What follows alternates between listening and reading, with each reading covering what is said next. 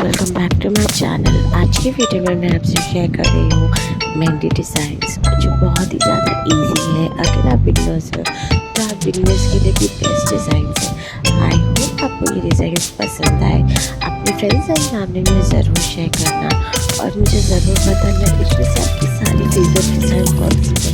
I hope आपके रोज़े अच्छे जा रहे होंगे, रमज़ान आपका बहुत ही ज़्यादा अच्छा जा रहा होगा और रोज़े अच्छे ही जा रहे होंगे। तो अगर आपको ईद में कोई ऐसी मेहंदी लगाना है या आपको कोई भी फंक्शंस में लगाना है जिसमें मैंने सारी ट्रेंडिंग और आज की डिज़ाइंस लेकर आया है, तो जो बहुत ज़्यादा ट्रेंडिंग और बहुत ही ज़्यादा अच्छी है और स्टाइलिश भी है। तो अगर आप मेरे चैनल पर न्यू हो तो मेरे चैनल को सब्सक्राइब कर लीजिए, बेल आइकन दबाना ना भूलना।